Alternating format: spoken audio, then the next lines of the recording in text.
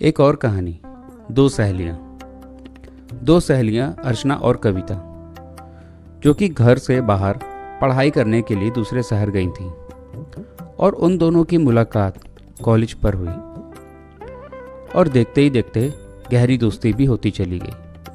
पढ़ाई के लिए एक साथ कॉलेज जाना फिर आना, और वहीं पे आज का ज़माना उनका इंतज़ार कर रहा था।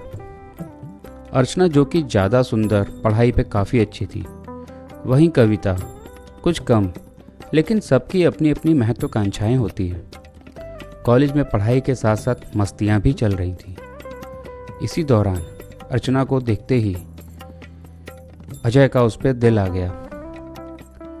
फिर अजय उसको इम्प्रेस करने के लिए अर्चना को तरह तरह के तोहफे और कभी कुछ खिलाए और कभी कॉलेज में उसके लिए जगह पहले से बचा के रखे।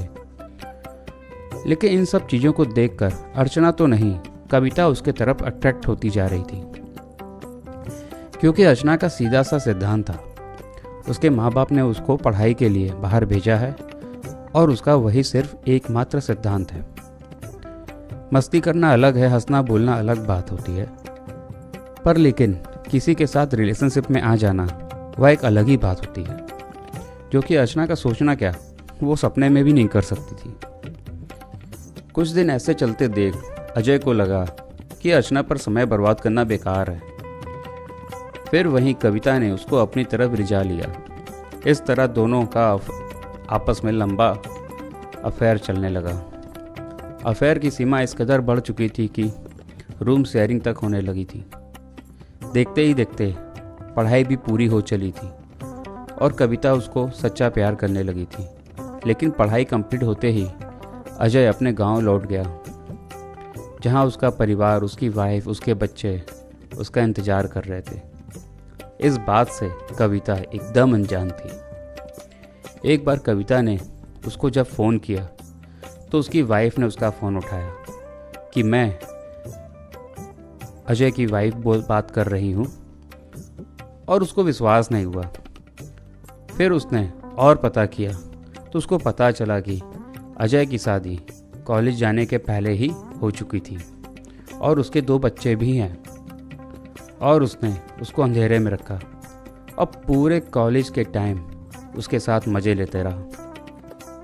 अब समय बीत चुका था, जो होना था वो हो चुका था। देखते ही देखते अर्चना की शादी पक्की हो गई और अर्चना की शादी भी हो गई। कविता, जो कि कॉलेज टाइम पर जो गलतियां कर बैठी थी, जो शादी के बाद बातें होती हैं, यादें जोड़ी जाती हैं, वह सब किसी अनजान अजय के रूप में कॉलेज में पढ़ने वाले लड़के के साथ कर चुकी थी। अर्चना के पूछने पर कविता ने बताया कि उसका कॉलेज टाइम पर 3 बार एबॉर्शन भी हुआ। उसके पहले से बच्चे भी हैं और उसकी शादी कॉलेज टाइम पे ही हो चुकी थी।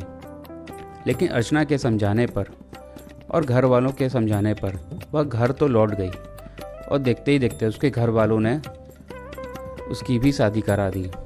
लेकिन आज भी कविता के बच्चे नहीं हुए, क्योंकि एबॉर्शन का दुष्परिणाम यह पड़ा कि शरीर पर वह प्रेग्नेंट नहीं हो सकती फिर से। इस कहानी का तर्क यह कहता है कि हम क्या करने निकले हैं और क्या करते जा रहे हैं। हम आज पर जीते जा रहे हैं और भविष्य की चिंता नहीं करते, लेकिन भविष्य को अंधेरे में छोड़ भी नहीं सकते अकेले। इसलिए आज के साथ साथ भविष्य को भी जानना बहुत ज़रूरी है कि भविष्य में हमारा आज का क्या परिणाम पड़ेगा। मैं ये नहीं कहता कि भविष्य के लिए बहुत चिंतित होने की ज़रूरत नहीं है। भविष्य में क्या होने वाला है यह जानना और सोचना बहुत ज़रूरी है। मैं आवारा सितारा आप लोगों से लगभग रोज़ रूबरू होता हूँ। इसका मेरे भविष्य में क्या प्रभाव पड़ेगा कि मैं बहुत लोगों को जान चुका रहूँगा और बहुत लोग मुझसे जुड़ चुके रहेंगे। मेरी बातों को बहुत से लोग सही समझेंगे और गलत समझेंगे। सबकी अपनी अपनी सोच बनेगी। तो मेरे भविष्य में इसका क्या प्रभाव पड़ेगा ये मुझे सोचना है। इसलिए अनजान होकर नहीं, तैयार होकर भविष्य को देखें। फिर मिलेंगे अगली कहानी के साथ। मैं आवारा सितारा। जय जिनेंद्र।